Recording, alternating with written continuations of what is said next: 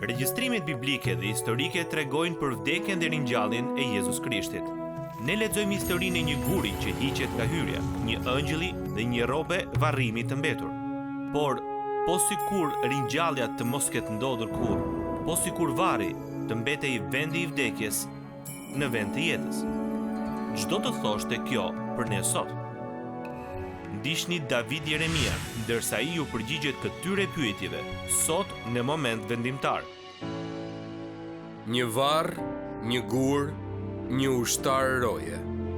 Nëse ju do të kërkonit Jezusin 2 ditë pas kryqëzimit të tij, vetëm këto gjëra do të kishit parë.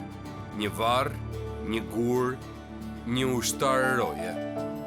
Por atë ditën e tretë, sa ndryshoi kjo pamje. Përshëndetje, unë jam David Jeremia dhe mirë se vini në moment vendimtar në këtë ditë të mrekullueshme të ringjalljes. Por le të supozojmë për një çast se në atë ditë të tretë asgjë s'kishte ndryshuar dhe se trupi i pajet i Jezusit ishte ende në varr dhe hyrja ishte ende e mbyllur nga një gur i rënd dhe e ruajtur nga ushtarë të armatosur. Ç'kuptim do të kishte kjo për njerëzimin? Është një ushtrim mendor për të cilin apostulli Paul ndjeu se ja vlente ta eksploronte. Unë mendoj se kjo vlen edhe për ju, ndërsa mendoni se si do të ishte jeta nëse ringjallja nuk do të kishte ndodhur kurrë. Kështu më ndiqni sot në këtë mesazh të veçantë të Pashkës, në qoftë se pas pak në moment vendimtar. Disa nga ju mund ta dinë se një nga drejtuesit më të mëdhenj të reformimit në të shkuarën ishte një njeri me emrin Martin Luther, i cili vuajti për një kohë shumë të gjatë nga depresioni. Për ditë të tëra ai e kishte shumë të vështirë, thjesht të funksiononte. Dhe ai provoi shumë gjëra dhe kishte një grua të mrekullueshme. Dhe historia është se një ditë ai po hante mëngjes dhe gruaja e tij zbriti shkallët e veshur me rroba të zeza. Dhe ai e pyeti se pse ajo ishte veshur ashtu, dhe ajo tha sepse po mbaj zi. Dhe ai tha, çfarë do të thuash me po mbaj zi? Ai tha, kush ka vdekur? Ajo tha, Perëndia vdiq. Dhe ai tha, e po ti di më shumë dhe më mirë, ti e di se Perëndia nuk vdiq, kështu që pse ke veshur rroba të zeza? Ajo i tha, Martin, ti po jeton sikur Perëndia të ketë vdekur, dhe unë mendova se mund të tërhiqja vëmendjen duke të treguar ty se ai nuk ka vdekur, se ai është ngritur prej së vdekurisht dhe ai është gjallë, dhe ti duhet fillosh të jetosh sikur ai të jetë gjallë. Kështu edhe predikuesit përballen me mesazhet e tyre her pas here, dhe kjo ishte situata për Martin Lutherin. Ajo që ajo bëri atë ditë nuk ishte se po përpiqej të vërtetonte ringjalljen. Ajo po përpiqej të shtirej sikur ajo nuk kishte ndodhur. Ajo po përpiqej ta bënte atë të shihte jetën e tij dhe të kuptonte se ndonjëherë ju harroni gjërat që janë të rëndësishme dhe kjo ndikon në mënyrën si jetoni çdo ditë. Dhe kjo është ajo që Pali po përpiqej të bënte, besoj unë, në kapitullin e 15 të letrës së parë të Korintasve. Sepse në këtë kapitull ai flet në një pjesë të caktuar të këtij kapitulli për atë që do të ishte e vërtet nëse nuk do të ekzistonte ringjallja e Krishtit prej së vdekurish. Në fakt, në 9 vargje ai përdor lidhjen në qoftë se 6 herë. Po në qoftë se Krishti nuk do të ishte ngritur nga varri. Thjesht supozoni për një çast se ai do që të mendojmë se ringjallja e Jezus Krishtit nuk është e vërtetë. Po në qoftë se gratë që shkuan tek varri atë të diel të parë të Pashkës do të gjenin gurin ende në vendin e vet, dhe ushtarët do të ishin ende duke marshuar poshtë e lart para varrit. Po në qoftë se asgjë nuk do të kishte ndryshuar as pak kur ato arritën. Po në qoftë se këtyre grave do t'ju duhet jetonin me pamjen e atyre syve të ftohtë pa jetë dhe të trupit të Jezusit, siç ishin kur ata zbritën nga kryqi. Po në qoftë se Jezus Krishti nuk do të ishte ngritur nga varri.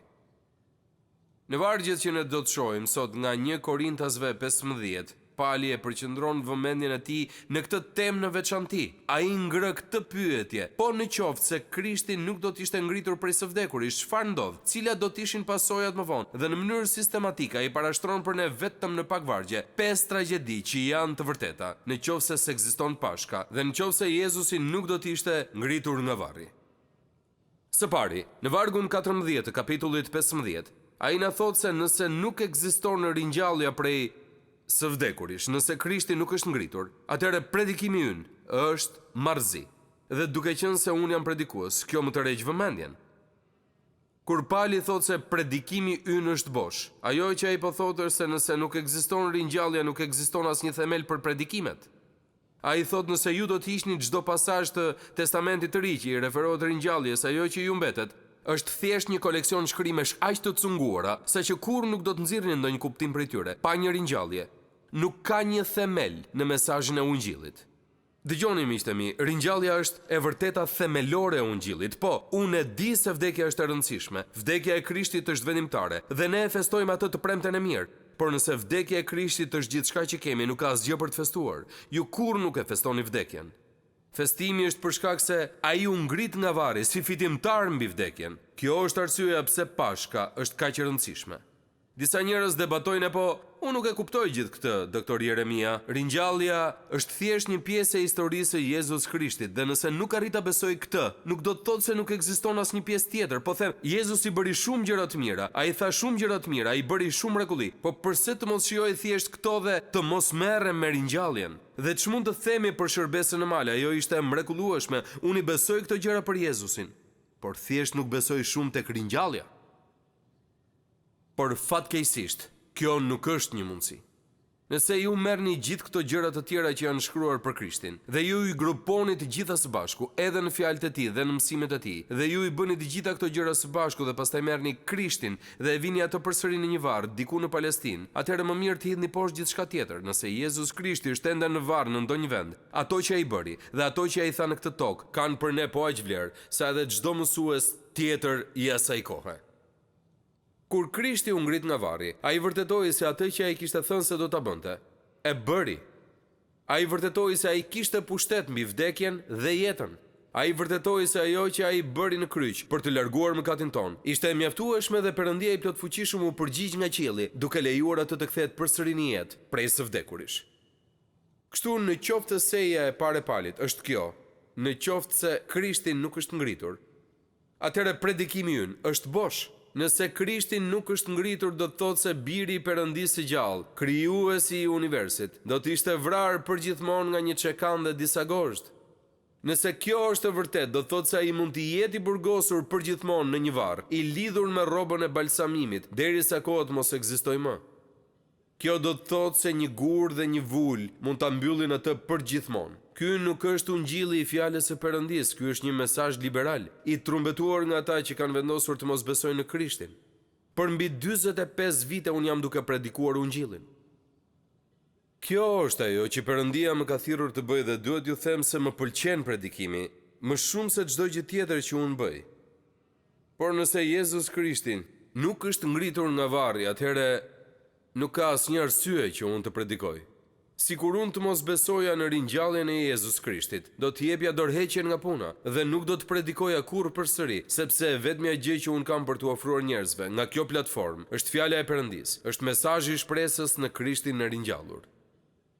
Pali është duke predikuar prioritetin absolut të ringjalljes. Nëse Krishti nuk është ngritur prej së vdekurisht, thot ai, mesazhi i ungjillit nuk ka në të vërtetë asnjë domethënie, nuk ka arsye që dikush të predikojë dhe ne nuk kemi asnjë shpresë për t'i ofruar botës. Por nuk ka të bëjë vetëm me predikuesit. Ai ka thënë diçka edhe për ju dhe për të gjithë ne për këtë çështje. Në vargjet 14 dhe 17 të kapitullit 15, ai na thotë se në qoftë se nuk ka ringjallje, nuk ka as diçka të tillë si besimi personal tek Perëndia. Ai thotë në vargun 14, por në qoftë se Krishti nuk është ringjallur, i kotë është edhe besimi juaj. Në vargun 17, në qoftë se Krishti nuk është ringjallur, i kotë është besimi juaj, ju jeni ende në mëkatet tuaja. Nëse e vëm besimin tonë të, ai premton se ai do t'i largojë të gjitha mëkatet tona prej nesh dhe do t'i vërë mbi veten e tij dhe se ka paguar për to përmes asaj që ai bëri në kryq. Sidoqoftë nëse zgjedhim të mos e bëjmë këtë, e gjithë pesha e mëkateve tona do të qëndrojë mbi ne. Por nëse Jezusi nuk do të ishte ngritur nga varri atë të diel të veçantë të Pashkës 2000 vjet më parë, do të ishim ende në mëkatin ton. Ato nuk do të na ishin falur. Ende do të na duhet të merreshim vetëm me mëkatin dhe një ditë ne do të qëndrojmë përpara një Perëndie të shenjtë dhe të drejtë për të dhënë llogari për të gjitha gjërat që kemi bërë, që e kanë dhunuar standardin e tij të shenjtë. Qoftë kjo me fjalë apo me vepra, për ato që kemi bërë apo që nuk kemi bërë, ne do të qëndrojmë me mëkatin ton përpara Perëndisë së shenjtë, nëse nuk ekziston ringjallja prej së vdekurish. Ende më kujtohet dita kur isha adoleshent dhe i kërkova Perëndisë të vinte në jetën time dhe të më falte. Disa nga ju mund ta dinë se unë urrita në një shtëpi pastori, kështu që ç'mund të bëja tjetër. Unë u thosha njerëzve se kur isha i vogël kisha probleme me tërheqjen zvarr, më merrnin zvarr në kishë çdo javë. Por e dini, unë kisha shumë përvoja paraprake me Perëndin, siç kanë shumë fëmijë në shkollën verore të Biblës, në shkollën e së dielës. Por kur unë isha adoleshent, unë vërtet për herë të parë në jetën time e kuptova rëndësinë e Ungjillit të Krishtit dhe mora atë që besoj se ishte një vendim domethënës që t'i besoja Krishtit, duke ditur atë që duhet të dija për të marrë atë vendim. Më duhet ju them se kur e bëra atë gjë nuk pata ndonjë reagim emocional ndaj saj, unë nuk qava, nuk jam nga ata që qaj. Nuk vrapova në shtëpi me duart lart duke kënduar apo diçka e tillë. Por ajo që më kujtohet, dhe është interesante që pas gjithë këtyre viteve mund ta kujtoj ende këtë, më kujtohet që ndjeva sikur diçka ishte lehtësuar brenda meje, sikur nuk e kisha peshën në mëkatit, me të cilën nuk dija se si të merresha. Është e çuditshme sepse unë nuk u hyj shumë gjërave emocionalisht siç bëjnë shumë njerëz, thjesht u ndjeva i lehtësuar.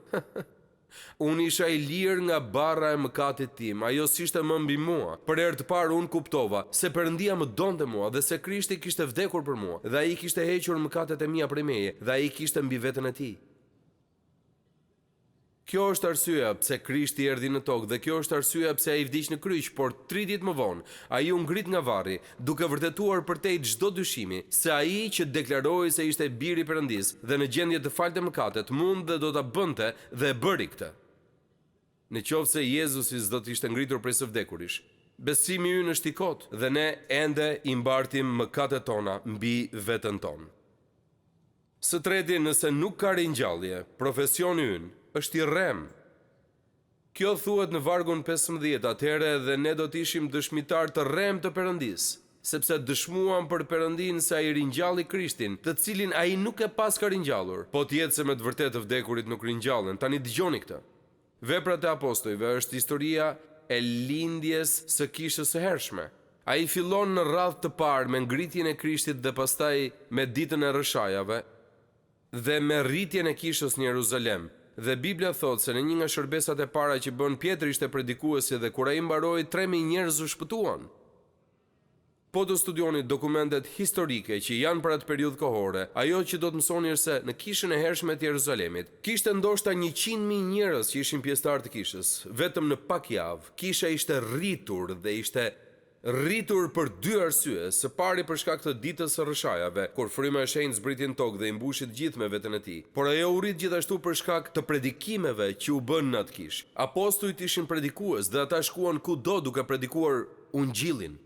Por po të studioni atë që ata predikuan, do të mahniteni. Ishin gjithsej 19 shërbesa ose predikime tek veprat e apostujve, dhe secila prej tyre ishte për të njëjtën gjë.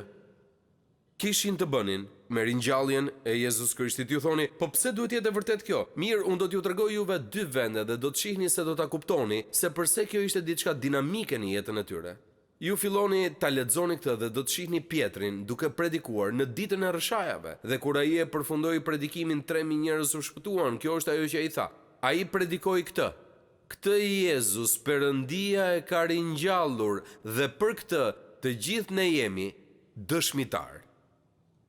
Vazhdimisht ju shihni këtë frazë. Kur Pietri shëroi burrin e çal tek porta e tempullit, e gjithë turma e njerëzve u shfaq aty për shkak të mrekullisë. Ai foli këto fjalë. Dëgjoni përsëri. Por ju e mohuat të shenjtin, të drejtin dhe kërkuat që t'ju jepej një vrasës dhe vrat princin e jetës, që Perëndia e ka ringjallur prej së vdekuri dhe për të cilin ne jemi dëshmitar. Pas arratisjes së mbinatyrshme nga burgu, apostujt folën përsëri për ringjalljen dhe ata thanë: Perëndia e etërve tanë ka ringjallur Jezusin që ju e vrat duke e varur në dru, dhe ne jemi dëshmitar të tij. Apostujt e dinin se kush ishte Jezusi. Ata e kishin parë atë në trupin e tij të ringjallur. Këta janë apostujt që e kishin parë atë të varur në një kryq, aq të vdekur sa që ushtarët nuk e thyen as këmbët. Ata kishin parë trupin e tij të vdekur të pajet, kur e kishin zbritur nga kryqi dhe kur qindra kilogram erza ishin hedhur mbi rrobën me të cilën ai ishte varrosur. Ata e kishin parë kur e futën në varr dhe kur vendosën gurin për të mbyllur hyrjen e varrit. Dhe pastaj në Pashkë ata pan po të njëjtin person në mënyrë të pamohueshme, të identifikuar nga shenjat në duar dhe në këmbët e tij. Dhe ata e pan atë duke ecur në një trup të ringjallur. Dhe ata nuk mund të duronin pa u treguar të gjithëve atë që kishin parë. Vëren i vete në vendin e tyre.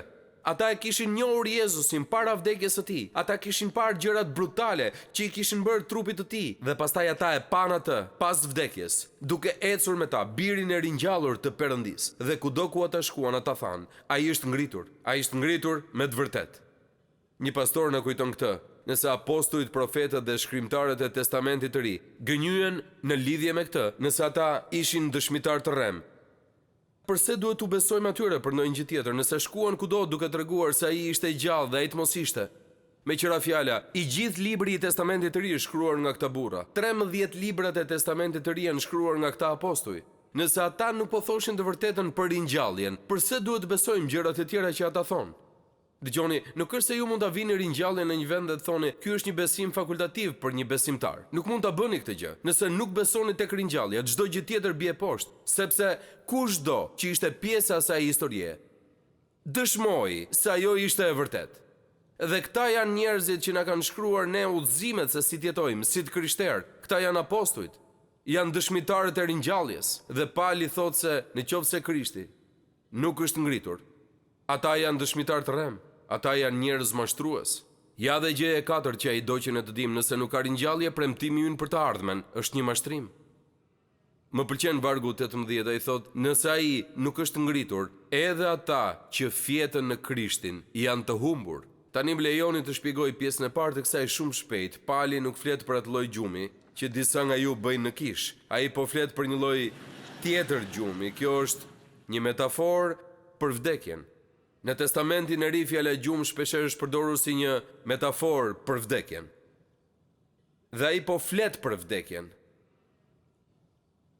Ai po na tregon se nëse nuk ekziston ringjallja, atëherë ata që kanë vdekur kanë mbaruar, ata kanë mbaruar. Nëse Jezusi nuk u ngrit nga varri, atëherë askush nuk do të ngrihet nga varri kurrë. Nëse ringjallja nuk ka ndodhur, nëse ai nuk e ka mposhtur vdekjen përmes ringjalljes së tij nga varri, atëherë nuk ka shpresë se ndonjë tjetër mund të jetojë përsëri pasi të ketë vdekur. Unë e di se një ditë unë do ta shoh nënën time dhe baban tim në qiell, sepse ata besonin në Krishtin. Dhe unë do ta shoh motrën time dhe njerëzit që kanë patur të afërt përgjatë viteve, që kanë shkuar të jenë me Zotin, tani ata janë në qiell. Shpresa ime për qiellin bazohet tek ajo që Jezusi bëri kur ai u ngrit prej së vdekurish. Kur ai u ngrit nga varri, ai e vuri këmbën në grykën e vdekjes dhe e theu atë. Dhe vdekja është thyer sepse Jezusi e mposhti atë. Që kështu ne të kemi shpresë dhe që pas ringjalljes së tij, një ditë ne do të mund të ngrihemi përsëri në jetë. Kështu njëri shikim. Nëse nuk ka ringjallje, predikimi është një marrëzi. Nëse nuk ka ringjallje, besimi personal është i kotë. Nëse nuk ka ringjallje, profesioni ynë është i rrem. Dhe nëse nuk ka ringjallje, premtimi ynë për të ardhmen është një mashtrim. Por ja edhe e fundit, nëse nuk ka ringjallje, shpresa jonë për jetën është fantazi. Dëgjoni, ringjallja ka të bëjë jo vetëm me të shkuarën dhe jo vetëm me të ardhmen, por ka të bëjë edhe me të tashmen. Dëgjoni se çfarë thot Pali në vargun 19. Ai thot, nëse në këtë jetë që ne po jetojmë pikërisht tani, nëse shpresojmë në Krishtin vetëm në këtë jetë, ne jemi më të mirët e të gjithë njerëzve. Me fjalë të tjera, nëse ne nuk kemi Krishtin, Zotin ton të ringjallur, si shpresën ton, edhe ajo që ne bëjmë në jetën e tanishme do të fillojë të zbërthehet. Nëse gjithçka për të cilin unë jetoj tani dhe këtu, është tani dhe këtu, kjo nuk është e mjaftueshme. Unë kam nevojë për diçka shumë më shumë të fuqishme për ta mbajtur jetën time, sesa thjesht ajo që do të ndodh nesër. Unë kam nevojë të di se jeta ime ka domethënie dhe se ajo ka një qëllim përtej kësaj jete. Dikush ka thënë se kur ju bëheni të krishterë, hidhni kështu një spirancë në qiell dhe ajo rrotullohet përreth fronit të Perëndis dhe kjo spirancë vazhdon t'ju tërheqë ju për tek Perëndia dhe çdo ditë ju e kuptoni se jeni të lidhur me përjetësinë. Por nëse ju nuk keni një lidhje me atë që vjen pas kësaj jete, atëherë jeta që po jetoni tani do të ketë momentet e saj të mira dhe momentet e saj të këqija, por nuk do të ketë asnjë moment domethënës që do t'ju bëjë të ecni përpara dhe të keni shpresë. Nëse ne nuk e dim se ekziston një ardhme me Perëndin, kjo ndikon të ardhmen tonë me Perëndin. por ndikon edhe të tashmen ton këtu. Ja se si më pëlqen ta them këtë, nëse ju keni qiellin dhe të tashmen gjithashtu. Por nëse nuk keni qiellin, nuk keni asnjë nga këto. Nëse nuk keni qiellin, nuk do të keni të ardhmen dhe nuk do të keni jetë domethënëse. Arsyeja pse jeta ime është domethënëse, është sepse unë e di se ka çështje dhe probleme dhe vështirësi këtu, po unë po jetoj jetën time për diçka përtej vdekjes sime. Jeta ime ka një kuptim për shkak të përjetësisë dhe për shkak se Krishti është atje, dhe një ditë unë do të jem me të, dhe një ditë unë do të kaloj përjetësinë me të. Dhe çdo gjë që unë bëj mbi këtë tokë është e lidhur me këtë në një farë mënyrë dhe unë ende po mësoj, ndërsa rritem në Krishtin, se si funksionon kjo gjë. Por ajo që unë di është se qielli dhe e ardhmja dhe jeta pas vdekjes dhe të kuptuarit se si funksionon në jetën time i jep kuptim dhe shpresë ditëve të mia. Nëse kemi vetëm këtë jetë, nëse gjithë shka kemi është jeta në të tashmen, Apostulli Paul thot se kjo nuk mjafton, dhe shumë nga ju më kanë thënë mua për gjatë viteve se e kanë zbuluar dhe ata këtë gjë.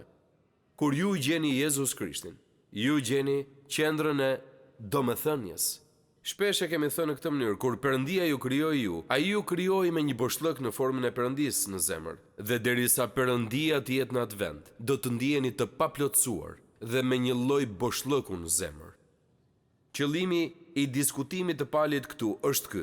Nëse Krishti nuk është ngritur, çdo gjë që ne kemi të shtrenjtë si ndjekës të tij, do të shkatërrohet plotësisht.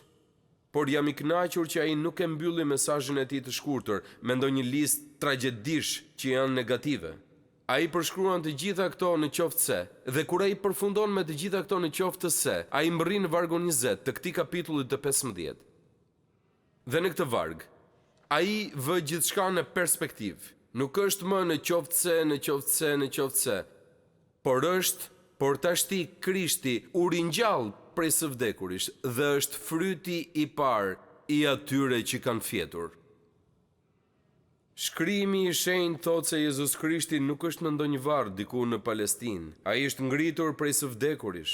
Ai është i gjallë përgjithmonë dhe duke qenë se ai jeton, edhe ne do të jetojmë. Dhe kjo është shpresa e Pashkës, dhe kjo është shpresa e Ungjillit, dhe paringjallja nuk ekziston as Ungjilli. Në të vërtetë nuk do të ketë asgjë për të besuar përveç një historie të trilluar për një burr të mirë që eci në këtë tokë shumë vite më parë. Por nëse ai vërtet bëri atë që shkrimi thotë se ai bëri, dhe atë që historianët e kanë vërtetuar me saktësi se ai e bëri, nëse me vetë fuqinë e tij në ditën e tretë, pas vdekjes së tij, ai doli prej atij varri, fitimtar mbi vdekjen, dhe na thotë ne duke qenë se unë jetoj, edhe ju do të jetoni, atëherë ja vlen që të gjithë ne ta vëmë besimin tonë në të. Edhe tani, edhe përgjithmonë. Mos e humbisni thelbin këtu. Ai është ngritur, ai është gjallë. Dhe ishte pikërisht ai që i tha motrës së Lazarit, unë jam ringjallja dhe jeta. Ai që beson në mua, edhe sikur të duhej të vdes, do të jetojë. Dhe ai që jeton e beson në mua, nuk do të vdes kurrë për jetë. A e beson këtë? Ç'donte të thoshte ai? Apo thoshte se nëse ju keni besuar në të nuk do të vdisni kurrë fizikisht? Sigurisht që jo. Ai sapo kishte drejtuar ringjalljen e Lazarit. Ajo që Jezus i po thoshte është ajo që ne duhet të kuptojmë ndërsa i marrim të gjitha këto së bashku në zemrën tonë. Se ka jetë dhe ka edhe vdekje në dy fusha të ekzistencës. Ashtu siç kemi lindur fizikisht, edhe do të vdesim një ditë fizikisht. Kështu ne do të kemi mundësinë pra të lindemi frymërisht, që kështu të mos vdesim kurrë frymërisht. Ja se si funksionon. Vdekja është thjesht një fjalë që do të thotë ndarje. Kur ne themi se dikush vdiq fizikisht, do të thotë se shpirti dhe fryma e tij është larguar nga trupi i tij. Shpirti dhe fryma e tij janë të ndarë nga trupi i tij. Në Testamentin e Ri, një nga shkrimtarët thotë ta lëm trupin dhe të banojmë bashkë me Zotin. Por edhe vdekja frymërore është vërtet një ndarje, madje edhe më serioze. Vdekja frymërore është ndarja e shpirtit tuaj nga Perëndia. Ju mund ta kapërceni vdekjen fizike, por nuk mund të kapërceni kurrë vdekjen frymërore. Ashtu siç ne lindim fizikisht, ne duhet të lindim edhe frymërisht. Jezus Krishti shkoi në kryq dhe ai u ringjall nga varri, që kështu ne të kemi një jetë të re në të. Kjo jetë e re fillon kur vëm besimin ton tek ai dhe ajo që ai ka bërë. Dhe shkrimi thotë se kur bëjmë këtë, ne kemi lindur përsëri. Kjo është ajo që Jezus i tha Nikodemit, nëse një nuk ka rilindur, nuk mund ta shohë mbretërinë e Perëndisë. Kështu ja se si funksionon matematikisht. Nëse ju keni lindur vetëm një herë, duhet të vdisni fizikisht dhe pastaj në fund të vdisni frymërisht. Ju do të ndaheni nga trupi juaj, dhe nëse nuk keni patur një lindje të dytë, ju do të jeni të ndarë nga Perëndia. Por nëse i keni lindur 2 herë, duhet të vdisni vetëm 1 herë. Nëse keni lindur 2 herë, ju keni lindur fizikisht, ndoshta mund të vdisni fizikisht nëse Perëndia nuk ju kthen para kohës së vdekjes suaj, por nëse keni besuar tek Jezus Krishti, duke qenë se keni lindur përsëri, ju nuk do të vdisni kurrë frymërisht. Tani dëgjoni këto fjalë përsëri. Jezusi i tha asaj: "Unë jam ringjallja dhe jeta. Ai që beson në mua, edhe sikur të duhej të vdes fizikisht, do të jetoj. Dhe ai që jeton e beson në mua, nuk do të vdes kurrë për jetë." Ky është mesazhi i Ungjillit, dhe ju mund të shihni se si është kaq i ndërthurur me ringjalljen e Krishtit. Duke qenë se ai u ngrit nga varri, fitimtar mbi vdekjen, ai asgjësoi fuqinë e vdekjes mbi ne, që kështu një ditë edhe ne të jetojmë për shkak të asaj që ai bëri. Dhe është përgjegjësia jonë të sigurohemi për ditëlindjet tona, që ne të kemi 2 të tilla. Sepse nëse kemi lindur vetëm 1 herë, do të na duhet të vdesim 2 herë. Por nëse kemi lindur 2 herë, do të na duhet të vdesim vetëm 1 herë, dhe kur Jezusi të kthehet, ne mund t'i shpëtojmë kësaj. Unë po shpresoj të jetë kështu. Unë dua të jem gjallë kur ai të kthehet, që t'u shmangem të 2 vdekjeve. Dëgjoni, kur ju besoni tek ringjallja dhe e dini se keni një shpëtimtar të gjallë, çdo gjë ndryshon. Ne jetojmë në një botë shumë të trazuar dhe çdo ditë duket sikur diçka ndodh që është më e keqe se çdo gjë që kemi dëgjuar më parë. Ndonjëherë ne thjesht duhet largohemi nga të gjitha gjërat që janë duke ndodhur në këtë botë të përkohshme ku jetojmë, dhe t'i hedhim një vështrim shumë të gjatë Krishtit të ringjallur, dhe të kujtojmë se ai imposhti të gjitha këto. Asgjë nuk ishte tepër e vështirë për të, dhe ai qëndron mbi rrënojat e kohës së tij me duart ngritur e lartë si shpëtimtari i ringjallur. Jezus Krishti është kampioni mbi gjithçka për një arsye. Ai është i vetmi që u përball me vdekjen dhe e pa atë drejtë në sy dhe e mposhti atë me fuqinë e tij. Dhe ai ju thot juve dhe mua: nëse vini besimin tuaj në mua, ju mund të jeni fitimtar edhe mbi vetë vdekjen.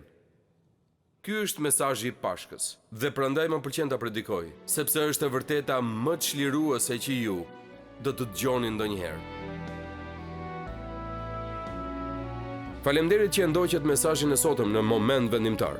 Sa më shumë që studiojmë fjalën e Zotit, aq më shumë e kuptojmë se Zoti ynë i dashur dëshiron të ketë një marrëdhënie personale me secilin nga ne. Nëse do donit të fillonit këtë marrëdhënie me Perëndin, hapi i parë është që të pendoheni për mëkatin tuaj dhe t'i kërkoni Jezu Krishtit që të bëhet Zoti dhe shpëtimtari juaj. Kur e merrni këtë vendim për të pranuar dhuratën falas të Perëndisë për shpëtim, atëherë fillon udhëtimi juaj me Zotin si një krijesë e re në Krishtin. Ndaj, nëse e keni hedhur këtë hap besimi sot, unë ju inkurajoj që ta ndani vendimin tuaj me të krishterë të tjerë, në një shërbes të besueshme ose me një kishë lokale, dhe të vazhdoni kështu të rriteni në besimin e ri që keni gjetur. Zoti ju bekoft, ndërsa filloni ecjen tuaj me Zotin, dhe pres të shihemi sërish herën tjetër këtu, në moment vendimtar.